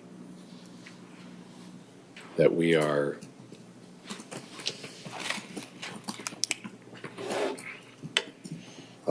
split on. But I guess I think that a zoning change has to happen, but It's complicated. It's loaded. Yeah. Well, maybe we could proceed with the motion and then perhaps present another motion to recommend RD zoning on the parcel that is currently CS. that might happen. And that, but it may not be agreed to, Correct. but it might. But it could still provide direction.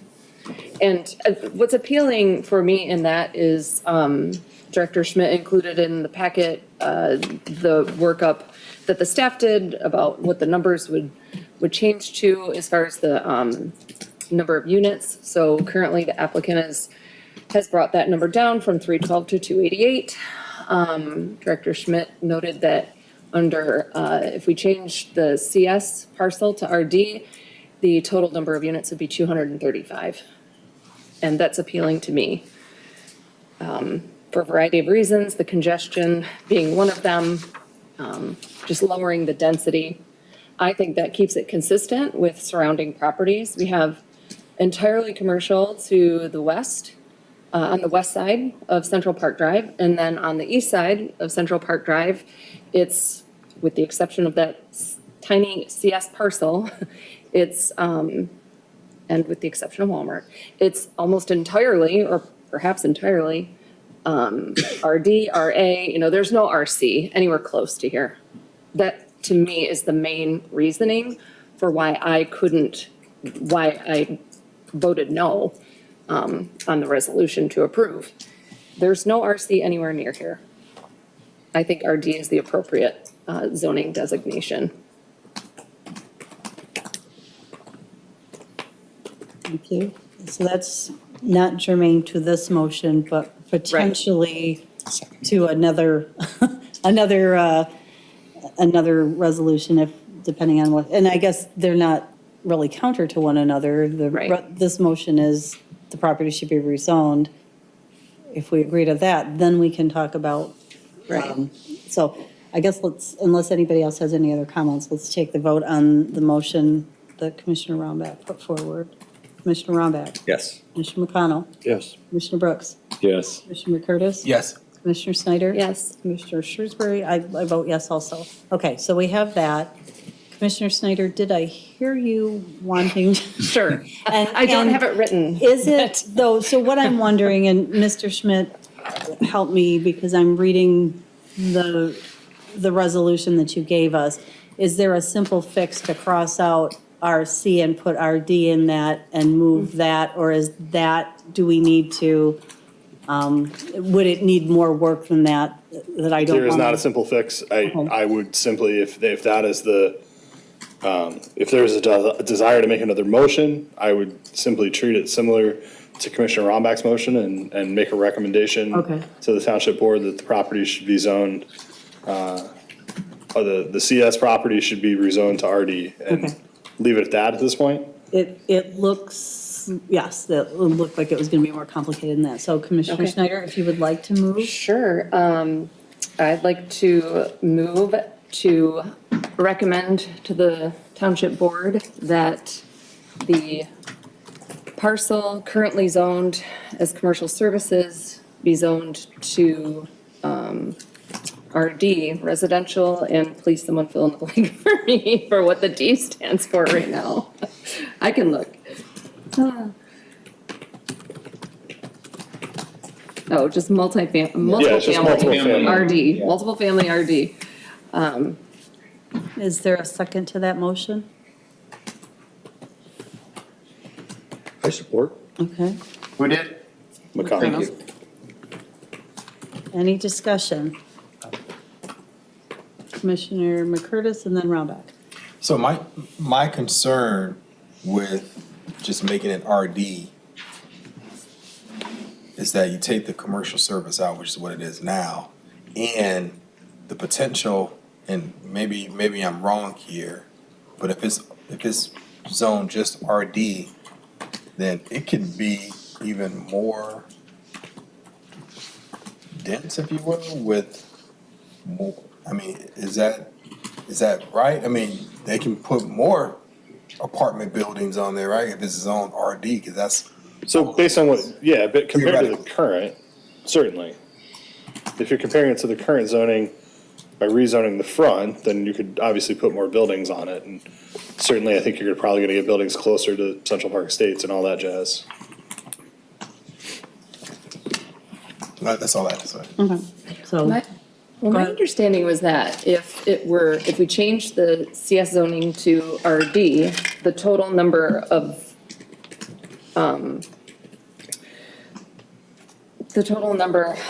dwelling units would be 235. Did I understand that correctly? Yeah, In the package? absolutely. So that's lower.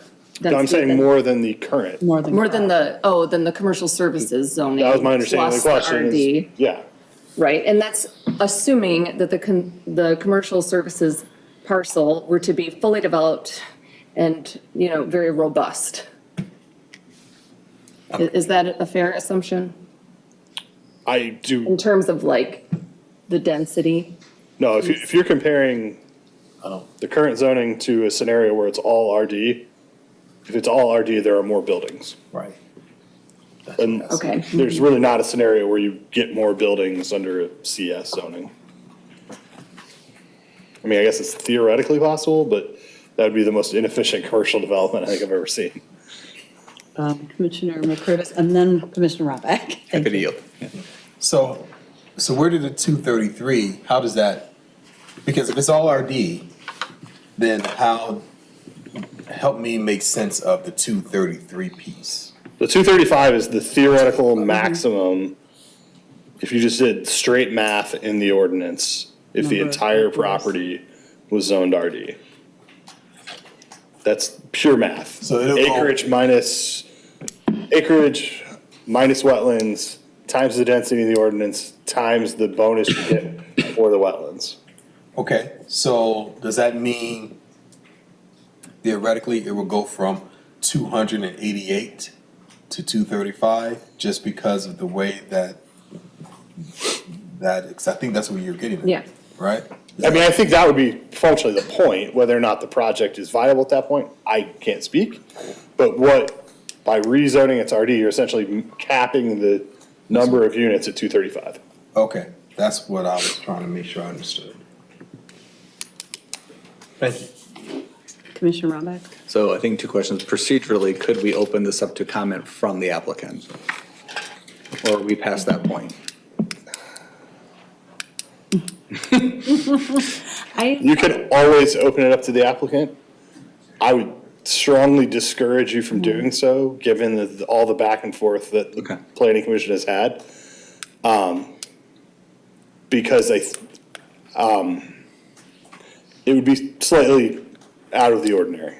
Oh, And I But tend to the agree chair- with Mr. Schmidt. Chairperson could run the meeting, It was- the chair will run the meeting. No, it was theoretical. We Yeah. can move past it because I Okay. have a follow-up comment. okay, go ahead. Just to put it out there, I would similarly, and I think just to be consistent with myself, I would have to similarly vote no on Commissioner Schneider's proposal.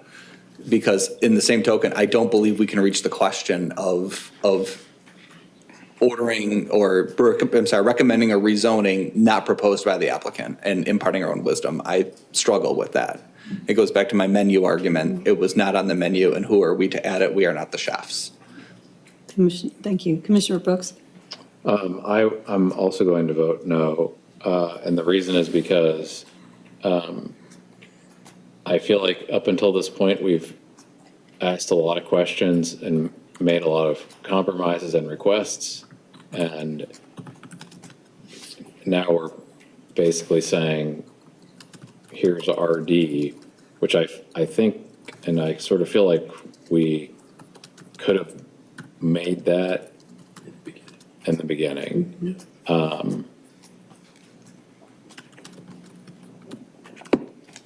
And And I'm not willing to, like, if somehow after this meeting, somebody says, hey, we'd like to pursue this as an option and we want to come back to this, then I'm willing to reconsider it and go through this process again.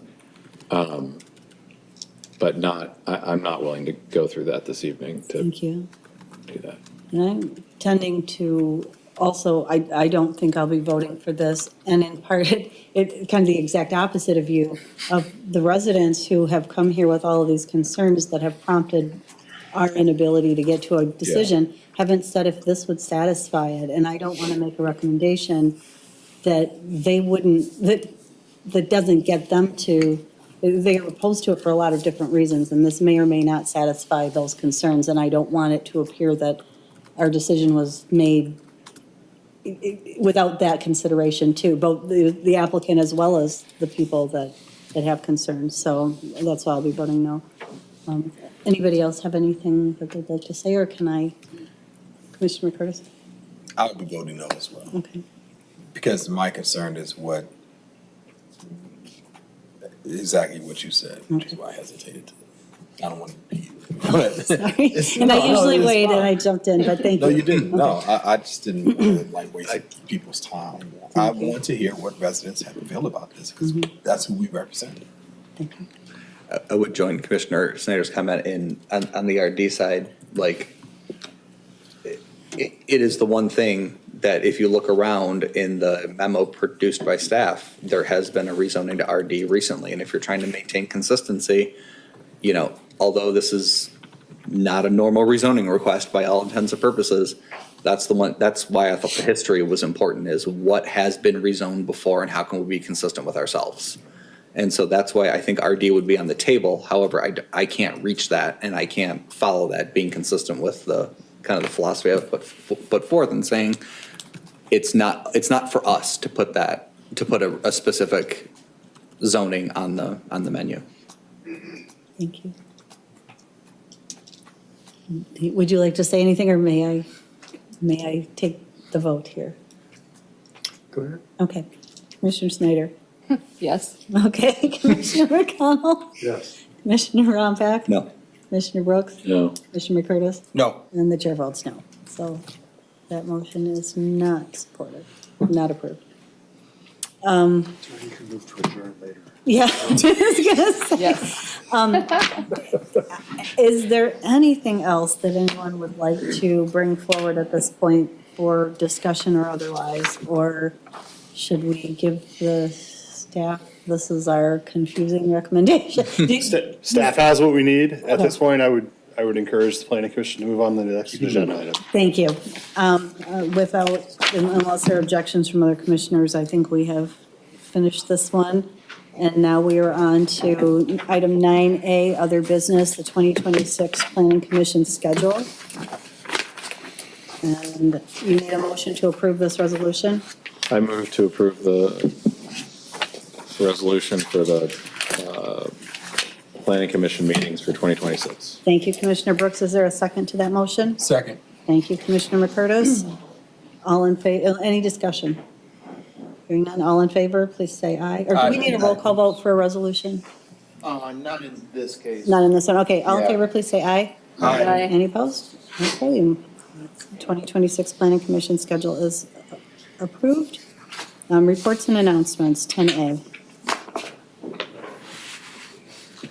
The brownfield redevelopment. Oh, do we have I'm sorry. Oh, is that the next Township one? Board Sorry. update first. I'm sorry. That's all right. Just one moment. Trying to remember the calendar, but I believe since your last meeting, the board did approve actually the proposed development on Dobie Road, subject to a couple of additional conditions, and they did approve the St. Martha's School expansion on Grand River. Thank you. They will also be taking up, you will be getting in probably January, at the request of a resident at one of the listening sessions, yet another amendment to the chicken ordinance. So we'll talk chickens with you again. Can't wait. As I've said a few times, in my 20 years, 25 almost years now, I did not think that the most popular topic would be chickens, but I'm slowly becoming an expert on chickens. Okay, now liaison reports, Commissioner Brooks? Yeah, the Brownfield committee met, and we submitted a recommendation to the township board that they terminate the I'm going to butcher this name here, I haven't been on this committee long enough, the Brownfield redevelopment plan for the Okemos Village project. Because it's been 2 years now since that was implemented, and once that 2-year period happens, the board can submit a letter to the developer, and they have 30 days to respond. And if there's no complaint, then that plan can be terminated, basically. Is that something, Mr. Schmidt or Mr. Sharkey, that the township board has to take action on after the Brownfield Rural Development Authority? So, yes, the board will have to take final action on this because technically the board approved it and forwarded it to the state, but the state never accepted it because it wasn't complete, if I remember correctly at the time. And that's why it's kind of been in limbo. So we are formally essentially withdrawing it at this point. So I believe we are asking the board to formally withdraw at this point. All right, sorry if I used the wrong language, Tim. No, No, and this is candidly, this is the first time in my career we've had one of these. We've never had a project change enough to get to the point where you have to officially pull back the Brownfield plan. And so Director Clark is masterfully handling this because I don't have the time for this minutia right now. Any other liaison reports? Okay. Any project updates? None this meeting. Okay. And this is the second point in our meeting where we can accept public remarks if anybody would like to speak. Okay. If you've already turned in a form, we don't need another form, or do we? No, I don't need another form. Okay, if you just give us your name and your address, please. Yes, my name is Raman and Central Park Estate. And I appreciate the discussion we had today. It was very useful. No matter which way you voted, it's good discussion. So we hope you dig deeper into this and try to understand more, and hopefully whoever did not deny can deny next time. But yeah, I mean, the most important part of this is that there is a master plan and then there is a proposal. The proposal is supposed to comply with the master plan, and it's not complying. So the master plan should be revised, or if someone is trying to accommodate that proposal, otherwise master plan is master plan, that should be followed. And that's the most important part. And then when we go by expertise from, I don't know how to say it, from a single person or a smaller group of people, we may not get a complete picture. Sometimes we have to do our own more analysis or get more experts involved into this. I have my own personal example where it's a long story, but we went by an expert who is very good in what they do. They're excellent, and that's true here also. But sometimes people make mistakes. Humans are humans. So it's better to just double check everything which is happening and then make a decision. Thank you very much. Thank you. Is there anyone else who wishes to speak? ED 1572 Maiden Lane. Yeah, I just want to appreciate all of the Planning Commission efforts on today's meeting. With all the motions you proposed, some tied, some passed, some did not pass. All of them are good result, I would say. We reiterate, we are not against the development. It is okay that like there is something building in our backyard. It's their right to build, the right of use for the owners. So, but you guys are really hearing us right now and know it's important to have like more throughout discussion regarding how this should be built, and that you guys are not just simply vote yes on this matter. You guys really think, really discuss. So yeah, that's all my comment for now. Thanks. Thank you.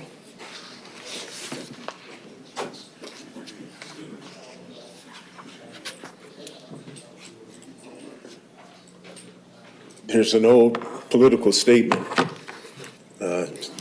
about something about watching sausage being made. You know, I have been the grinder, but today I've been the sausage. And I tell you, you all were all headed in the right direction, and we're very appreciative. Commissioner Snyder, you were on point. Commissioner Rombeck, you were on point. I just wish you all had tabled Commissioner Snyder's motion so that you could really evaluate what she was trying to do at maybe your next meeting. That might have been a way to continue moving the ball, yet being able to hear from the community, being able to hear from the applicant. The applicant could absorb what you were doing and come back and put something better on the table for us, but it's still heading in the right direction. They still have that opportunity now to do that with the board. But thank you for listening to the community. That's very important. You hit all of the articles that were in objection. Traffic, the master plan, wetlands, and this rezoning. We believe it should be rezoned, but that question is rezone to what?